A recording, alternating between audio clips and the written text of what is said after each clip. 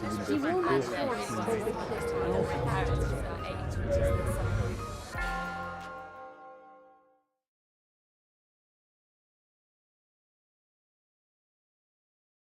Joe told you about the history of string theory, starting out as a failed theory of the strong interactions and moving on to some very general framework that relates to many areas in theoretical physics and mathematics. So I'll be focusing on this one particular aspect of it, which is how does string theory relate to fundamental physics? Does it relate to fundamental physics? What are the successes? What are the problems in this regard? And we already had a lot of questions before, which in some sense relate to this. So I hope maybe some of these will be clearer after this talk. Okay, so before I actually go and talk about string theory, I need to tell you something about the current state of modern particle physics, because that is, after all, what I'm trying to relate string theory to. So this will be the first step. And then I will tell you a little bit about why we think that the current state is perhaps not completely satisfactory and we'd like to move on to something deeper and more fundamental. Then recap a few of the things on string theory that Joe has already mentioned earlier, and then try to make the actual connection and see how far we've come with that and what the problems are in particular. Okay, so before I do anything that specific, I want to do something very general. And I want to give you an idea of why we think that we might even expect something like a fundamental theory, such as string theory, to describe physics. And this expectation or this hope, in some sense, comes from the history of physics. And this may be a slightly lopsided history of physics from the point of view of the theorists, but nevertheless, let me try. So I think we can all agree that physics, the history of physics as we know it, probably started properly with Newtonian mechanics and its sister theory, Newtonian gravity. And the history of physics since has been, can be understood as the subsequent generalization of these theories to more and more general theories, which, however, do not dismiss the previous layers, but have them contained within as a certain limit. So, well, the next step, of course, was electromagnetism, so that was still rather independent, but as you probably know, there's always been some sort of contradiction between classical mechanics and electromagnetism, which has to do with the speed of light being a fixed speed, and that hasn't been recognized for a long time, but eventually was in the form of special relativity, which resolved this conflict in favor of electromagnetism. So electromagnetism is generally covariant. It respects special relativity, while classical mechanics is a special case which comes from special relativity in the limit that the speed is much less than the speed of light. Now, classical mechanics, of course, was special in another way when it's applied to very macroscopic objects. So that's how quantum mechanics comes about. And again, there is this limit to classical mechanics in the macroscopic limit. Now, the other original theory, Newtonian gravity, also turned out to be not quite the most general that we want. It is, in fact, a weak gravity limit of the proper theory of gravity, which is general relativity. Okay, now having all these new theories here on the board, of course, there's a question which emerges, which is how do we unify these two theories here, electromagnetism and special relativity, which are both relativistic theories, with quantum mechanics, which, at least in its original formulation, was a non-relativistic theory. And the answer to that came with quantum electrodynamics, which contains all these three theories. And that already looks like a pretty good picture and would have been probably considered the complete picture if at the time, as Joe pointed out earlier, there wasn't the strong and the weak force, which somehow didn't quite yet seem to fit into this. So they were sort of standing apart for some time. And this was then resolved by introducing the standard model of particle physics, which is sort of a conceptually similar to quantum electrodynamics, but a vast generalization, and is able to also then include the strong and the weak force into the picture. And that's more or less where we're currently standing, the standard model of particle physics and general relativity. And looking at this picture, the obvious question, of course, would be, is there another layer to this story, and could that layer possibly be string theory? And so that's the question I'm trying to address. But before I do so, I will focus on this sort of current layer here, and I will tell you a little bit about the standard model of particle physics, which is obviously interesting in its own right, but I really also need as a preparation for the talk. Okay, so many of you will have seen this picture. It's a representation of the particle content of the standard model. So here in this first column you see the matter particles of what is called the first family, the quarks and the leptons, the electron and the neutrino, and these are the particles that really make up the matter that surrounds us. Whereas the second and the third column, they are copies of the first in all properties except for the mass. They're much heavier than the matter particles in the first family. And the red column here is the force carriers, and over here we have the Higgs, right? So this is often how you see the standard model represented. But unfortunately, even though this looks very familiar, perhaps because it looks a little bit like a computer keypad, this is actually not a very useful way of representing the standard model, because it hides one of the most important features of this model and of many models of modern day fundamental physics, and that is symmetry. So symmetry is a key idea in modern fundamental physics, in particle physics, in string theory, and this is just a pretty picture of a very big symmetry, which is called E8, that we'll come back to later. But for now, we'll deal with something more modest, and that is the symmetry of the standard model. So I really want to sort of rearrange this earlier picture of the keypad and phrase it in terms that are more conducive to actually showing you what the symmetries of the theory are. So let's start with this. So in short notation, the symmetry looks like this. It's SU3 times SU2 times U1. So, and then of course, I don't know how much you remember from your linear algebra or vectors and matrices if you've ever done that. So let me just remind you about matrices and particular types of matrices to explain what this notation actually means. So I hope you remember what a matrix is, right? And what we're talking about here are special types of matrices called unitary matrices, n by n unitary matrices, and they're defined to be complex n by n matrices which satisfy this property here, u dagger u equals 1. Yeah? And then there is a special version of it. So by the way, this will be the most technical transparency, yeah? Except for the next one. So then there's this special version of these unitary matrices which satisfy also the u dagger u equals 1, and in addition the determinant being 1. So if you don't understand the details, just think of them as special matrices of a certain type which are generalizations of rotations in a complex sense. Yeah? So that's one way of thinking about them. But with that understanding, we can now understand what this the other thing I should say is you hopefully remember that matrices, n by n matrices, they can be used to transform n-dimensional vectors in this way. So with this understanding, we can decipher what this notation means, right? SU3 stands for certain complex 3x3 matrices, which are special unitary. SU2 stands for special complex 2x2 matrices. And U1, well, that's just a 1x1 matrix which satisfies this constraint here. So that is just a complex number with length 1, which I hope you remember is just a phase. Yeah? So it's e to the I phi. So the symmetry of the standard model can be represented by triples of these objects here. Yeah? So that's the symmetry. So now we've understood the symmetry. So now the next thing we have to do is understand how the particles are being acted upon by this symmetry. So let's try that. So we focus on the first family, but it's similar for the other two. So here are the quarks. So the quarks, there's the U and the D quark, and the quarks have three colors, right? Red, green, and blue. And I've arranged these quarks into two rows here, U and D row.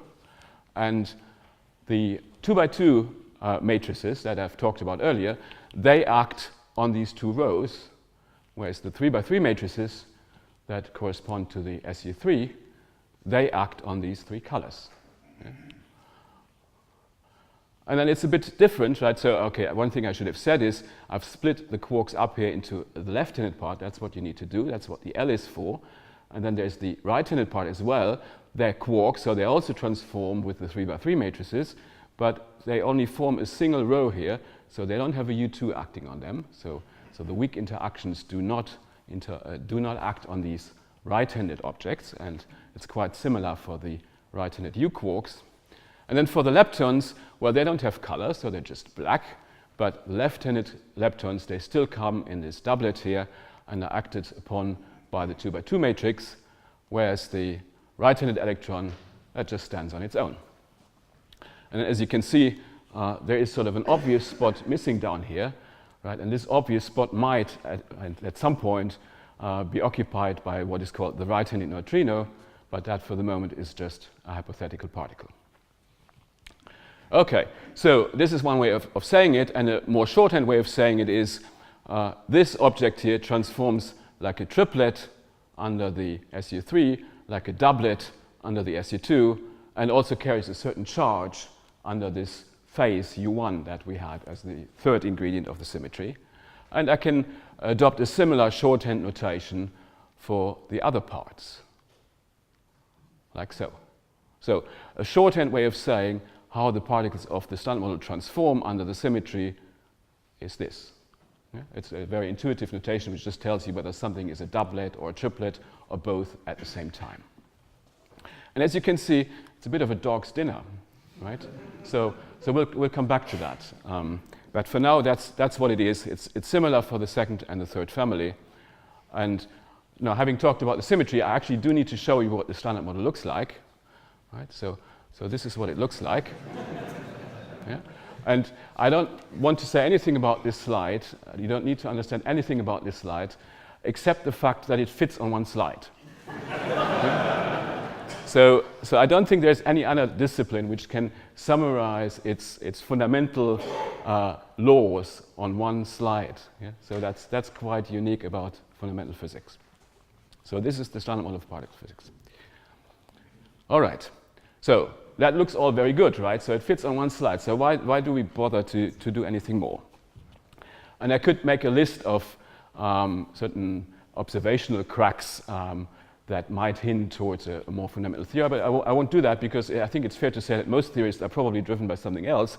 They're driven by the idea of consistency and beauty of a theory. So I want to focus on those aspects. So what is it that we don't find consistent or beautiful in that Standard Model? So the first crack is, or the first consistency issue is to do with gravity. I think that's already been alluded to. Standard Model is a quantum theory, is a quantum field theory. General relativity, as we know it, is a classical theory. There's also a vast discrepancy of associated scales here that is not unrelated to this. The scale of the Standard Model is something like the order of the Higgs mass, 10 to the 2 GeV. The gravity scale, which is the Planck mass, is 17 orders of magnitude higher, so that's a vast discrepancy. And attempts to deal with general relativity by the same style of quantization that we have applied to quantum field theories has proved rather difficult, has almost failed, you might say. So that is the real problem, and so there is a question of how to put these two parts of our current best theory on the same footing, make them both quantum theories. So that's a conceptual problem. So then let's come back to the symmetry. Well, you might say, well, this is not really one symmetry, this is really three symmetries, right? Why? That's not particularly beautiful. Can we somehow improve this and make this into a single symmetry? And then you realize, you look at these symmetries and you say, 3 plus 2 is 5, right?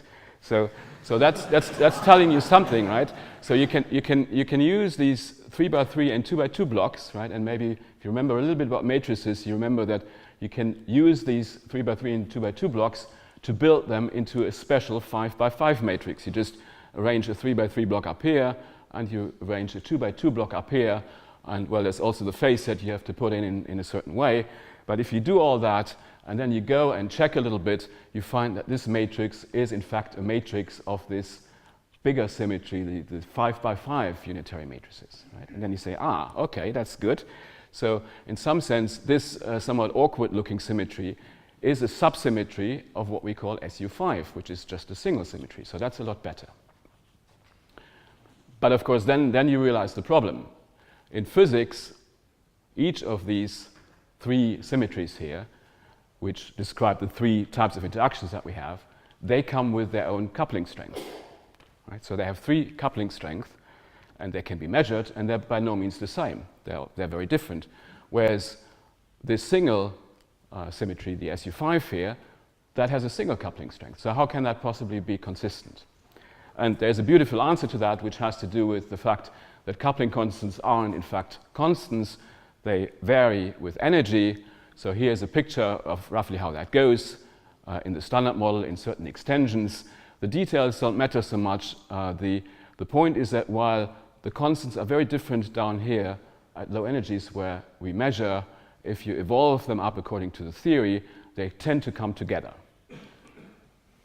And of course, that fact is something that tells you maybe unifying these 3 symmetries into a single one is not such a bad idea. That might be actually a rather good idea and might support this kind of coupling constant unification you see in these pictures.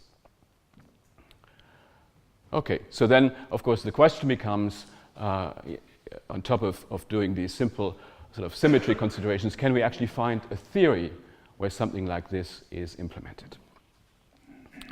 But then, of course, you get doubts. You say, okay, this was just the symmetry. What about the particles? Right? Not only does the symmetry have to fit in, the multiplets of the particles, as we've just discussed in the standard model, they also have to fit in multiplets of this bigger symmetry. It's not quite obvious that that would work. So here I've written again the multiplets of the first family as we had previously in this shorthand notation. Right? So the standard model symmetry sits in SU5. What happens to these standard model multiplets? Do they become multiplets of SU5? And that's not obvious. If you look at this pattern here, it looks quite irregular, with strange charges attached, doublets, triplets, and so on. And the amazing fact is that they do. So these 2 here, the right-handed d quarks and the leptons, they fit together into a 5-plet, and the other ones, they fit together into a 10-plet. And that's not a trivial fact. That's actually that's a hint. That's quite an important fact about nature, that things want to fit together in this way. And you can push this a little bit further. In fact, this group sits in a bigger group, which is the 10-dimensional rotations. And if you allow me to add the right-handed neutrino to these 15 particles, as I did previously, so you get 16, then in fact these 16, they precisely fit into a single 16-plet of this bigger group. And you can go further and discuss even bigger groups, one of which is this group E8 that I showed the picture of earlier, right, which contains both SO10 and SU5. So the point here is that if I manage to unify my symmetry into one of those bigger ones, then it appears that the matter fields, they have a much more convincing description. They're not split up in this weird way. They're just described by a single or a small number, at least, of multiplets. Okay, suppose we have achieved that. Then there is still a question of why we actually have 3 copies of everything. Even if we unify the first family, say, into a 16-plet, there'll still have to be 3 copies of this 16-plet. Why is that? There's no explanation for that in the standard model, or there would be any explanation by just unifying the symmetry. So that is something we clearly would want to understand. So we would like a theory, a potential theory of everything, a fundamental theory, to explain this kind of family replication observed. Okay, so these are, in some sense, the main problems of beauty and consistency, and string theory is one attempt to try to address those questions. So before telling you how string theory is trying to do that, let me just recap a few things about string theory which relate to what Joe was doing earlier. So you've seen the open strings, the closed strings. The open strings sweep out this sheet. The closed strings sweep out this cylinder as they move along. There is one free constant here, which is the string tension, sometimes also written in terms of this alpha prime quantity. It's consistent in 10, or if we adopt this M-theory picture, in 11 space-time dimensions. And I should say, when I say dimensions in this context, I always mean space and time at the same. There's a spectrum here, and so very schematically, so as Joe described, you should think of the various oscillatory modes of the string as corresponding each to a particle with a certain mass, and in that way the string spectrum gets reinterpreted as a spectrum of particle masses, which is roughly given by this formula. So m squared is basically an integer in units of this fundamental constant, the string tension, and there is the n equals 0 case, which are the massless ones, and it turns out that for the closed strings, those n equals 0 massless modes, they contain the graviton, and for the open string case, they contain gauge fields, and in many cases also things that you can think of as matter fields. Now, because of this first identification here of the massless zero modes for the closed string with the graviton, it is natural, and that's the usual course of action, to identify the one fundamental scale that we have in string theory roughly with the Planck scale, which of course is a very high scale. So what this means is, if you look at the spectrum again, all the modes for n greater than 0, so all the non-zero modes, they will in fact have very, very heavy masses well beyond what is currently accessible with accelerators. So they are completely invisible at the moment. So all we see from string theory, all the particles that we actually see from all these vibrations of the string at present, they correspond to the case where n equals 0. So if we want to discuss the particle physics from string theory, that's what we need to focus on. There is another aspect here which I quickly want to explain, which is a nice geometrical interpretation of this picture, which has to do with the properties of open strings. So think of an open string like this one here, and it turns out in string theory you can actually require this open string to not move in certain directions. So this is indicated by this object here, which is called a d-brane, and the point is that this endpoint here of the open string can move along the d-brane, but it cannot move off the d-brane. So this defines this locus that the endpoint of the open string cannot move off, defines a certain sheet of a certain dimension, and that is called a d-brane. And the closed string has no such constraint. It's got no endpoints. It can move everywhere.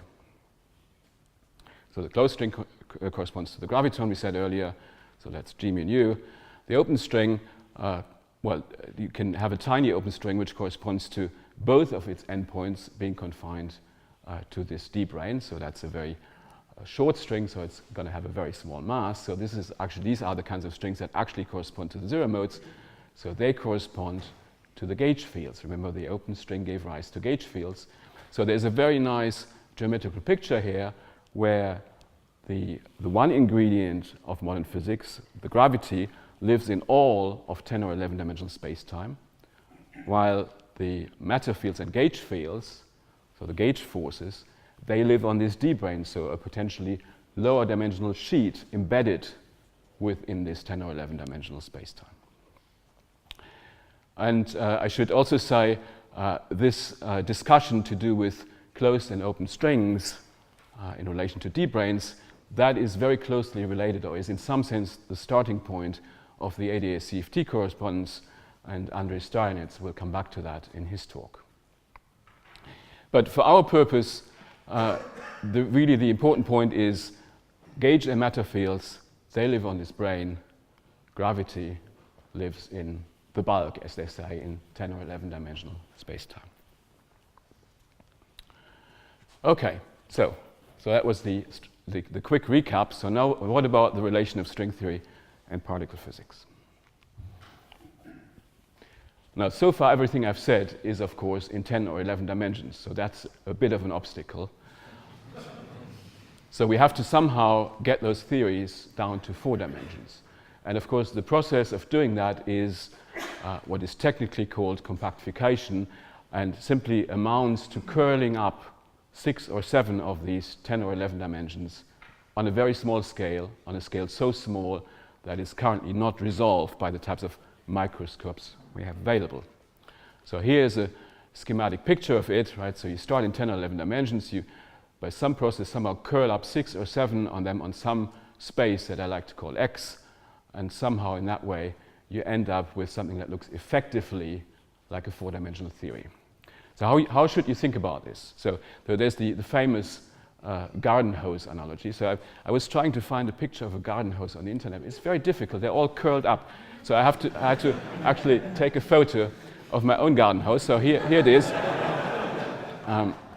So you see that the surface of the garden hose has 2 dimensions, right? One dimension is the dimension around the garden hose, which is a circle, and that's the representative of the curled up dimension. Yeah? So that's one curled up dimension. And then there's the direction along the garden hose, which is the representative of one of our large observed dimensions.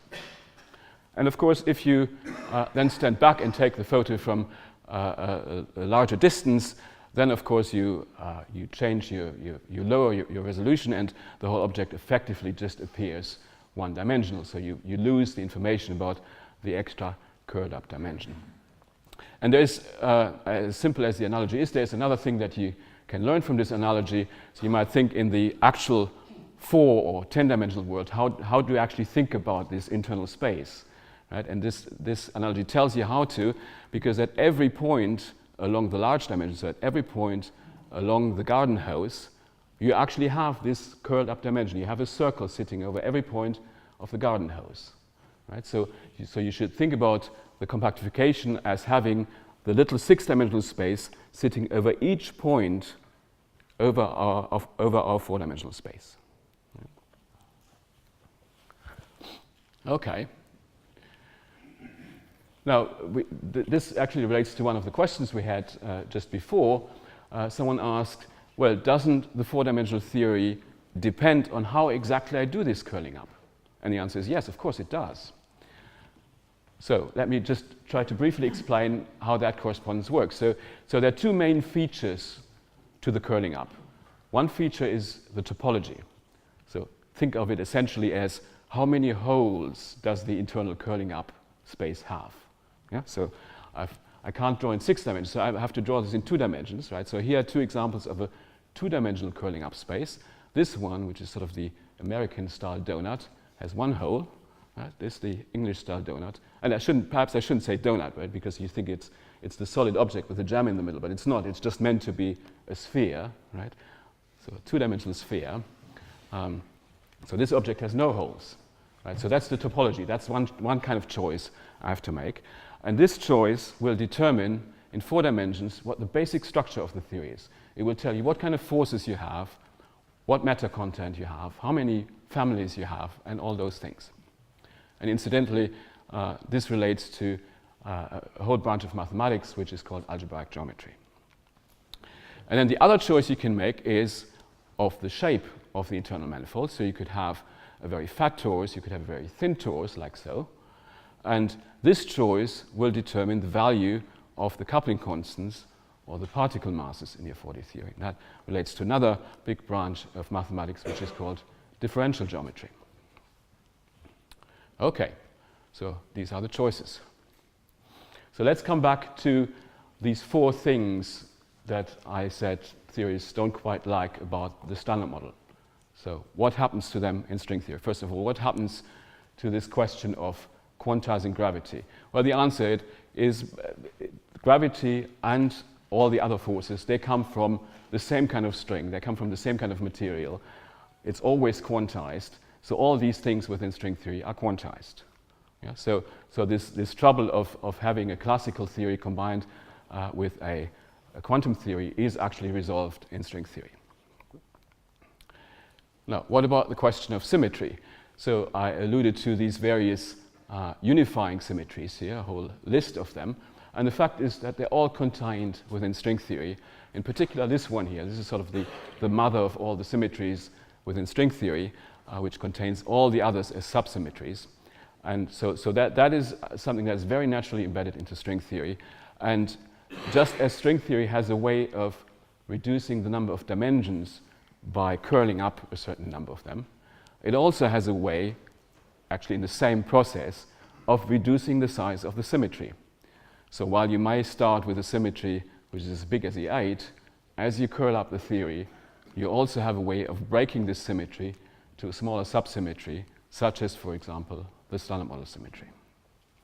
So unification is something that very naturally fits into string theory.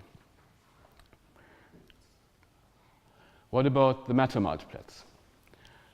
So let's suppose we had somehow arranged some sort of unifying group which was this 5-dimensional unitary group. So this sits in this bigger E8 group, which is part of string theory, and as it happens, the multiplet that goes with E8 is a rather large multiplet which has size 248, right? So a very big multiplet. But the fortunate thing is that within this multiplet you can find exactly the types of multiplets that you need to account for a family in the Standard Model. Remember, this was the 5 and the 10 multiplet.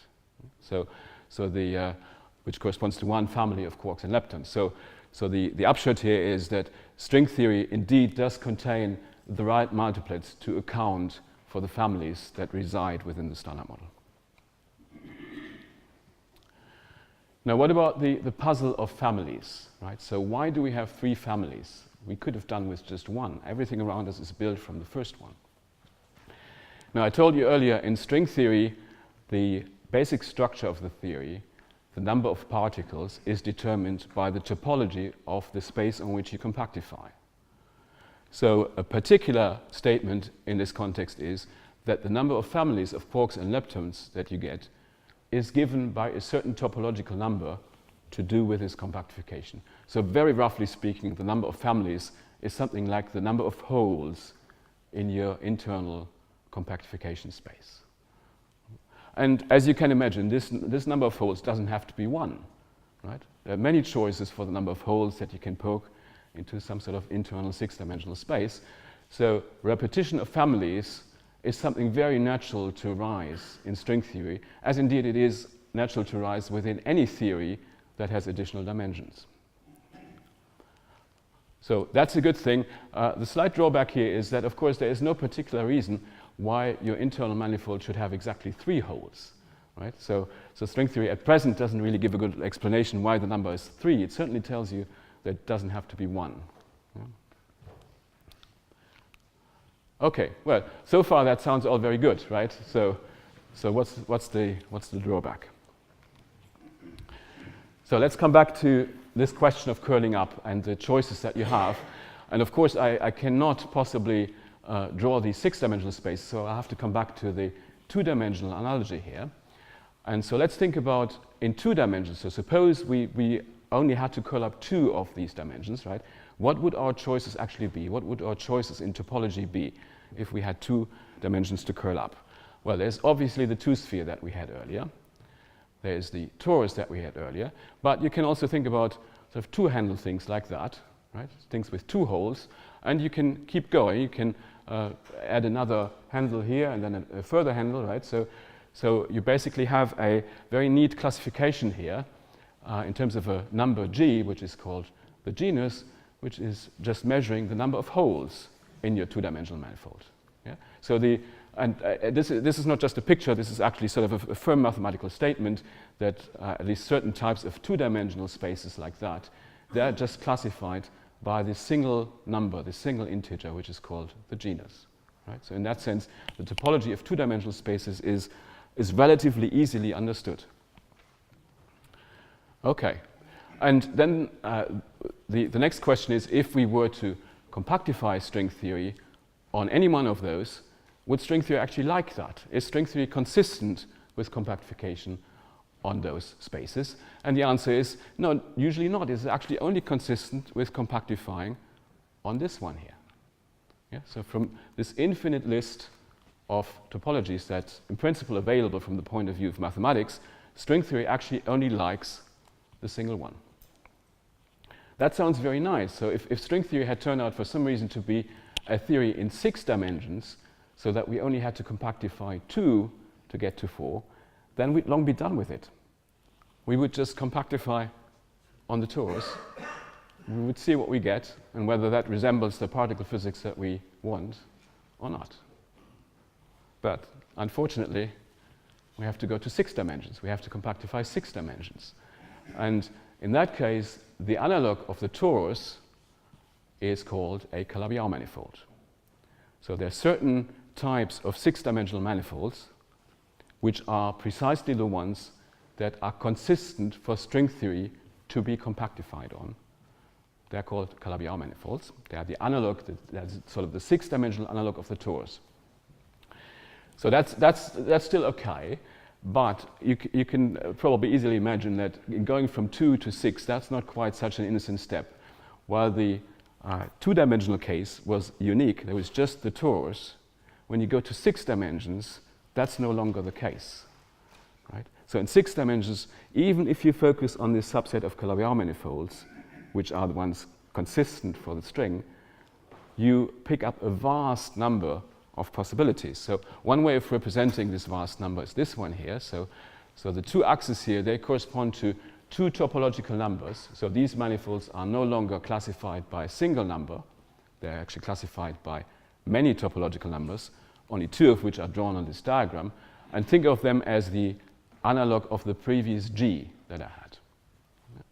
And each dot here on this diagram represents a possible value for these 2 numbers. And in fact, each dot is represented not just by a single one of these Calabi-Yau manifolds, but again by a very vast number of Calabi-Yau manifolds.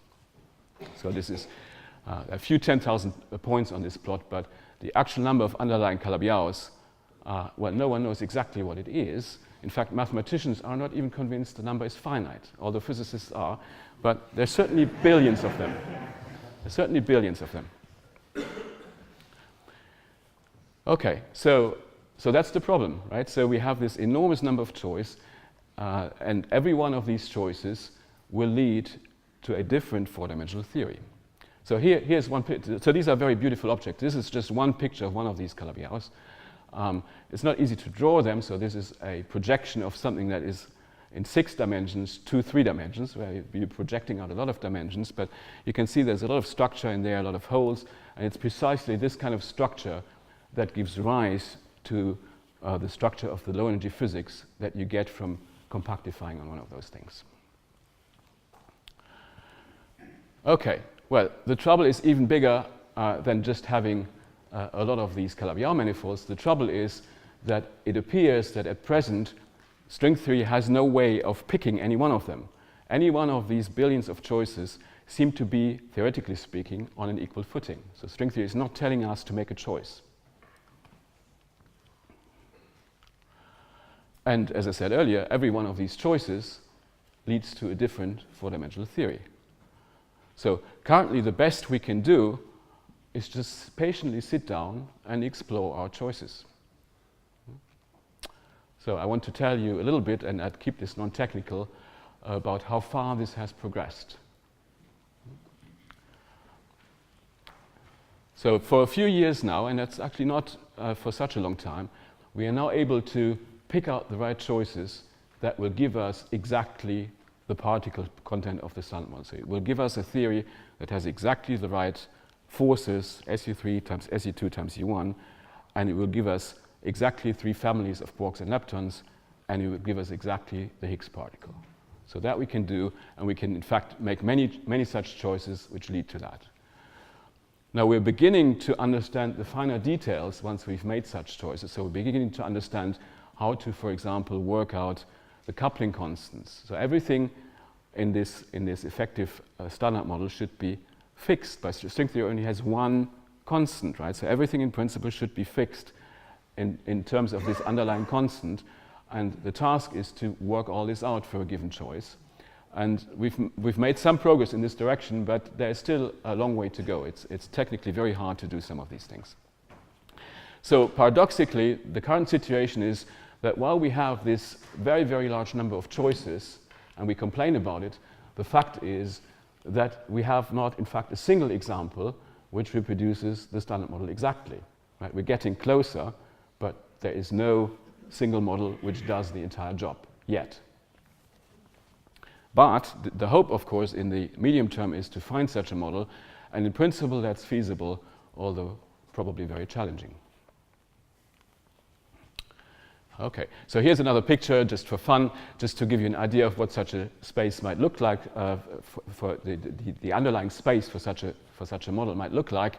So there is, of course, the internal Calabi-Yau manifold, which is d equals 6, but I just plot this here as a two-dimensional torus. And remember, it was meant to sit over each point of our four-dimensional space, so I'm plotting many of these. Then the gauge fields, they sit on one of those branes, right? This brane might sort of wrap a little bit of the internal space, but extends in 4 dimensions, so that's where we think our standard model might sit. But there is nothing to say that within string theory you can only have that one brane. You might have another brane over here, which is called the hidden sector, and which might contain a completely different set of physics. And this fifth dimension here, that's very small, right? So it has to be small enough for it not to be detected. And the reason why we haven't seen this hidden world over here is, of course, that it's coupled to our world only by a very weak force, which is gravity. Yeah, the gauge forces are confined to either one of those planes. The communication is only via gravity, so we wouldn't have seen this hidden world yet. Okay, so how might we, this is actually relates to another question, how might we possibly get some experimental or observational indication that any of this is true? And I think I should sort of repeat what Joe said in response to this question.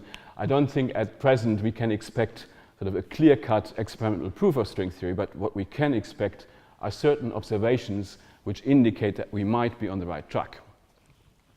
So one is supersymmetry, so it's sort of a large symmetry that's already built into string theory. Another one is very light, weakly coupled spin-zero particles, which are called axions. Additional photons, heavy photons, exotic photons is another one. Additional families of matter, which are rather heavier than we currently probe, is a fourth possibility. So any observation of any of these things might be a good indication that string theory might be on the right track. Okay, so let me conclude. So string theory has all the generic ingredients to account for the observed particle physics, and we can go some way in actually realizing that, although it has taken 30 years to actually get there.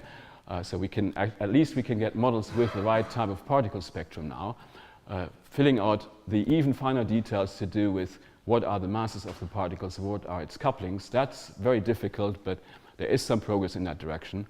And there's a list of things that we think might point into the direction of string theory if they were observed. But it is true that many technical and conceptual problems remain, the most important one of which is probably this one here, right? Is it really true, as it currently appears to be, that string theory doesn't want to choose between all those billions of different ways of curling it up, or will it eventually provide us with some sort of selection mechanism? So I don't know what the answer to that is. I don't think anyone honestly really knows, but the answer to that will determine or will change very much the way that we think about string theory one way or the other. So that's it. Thanks.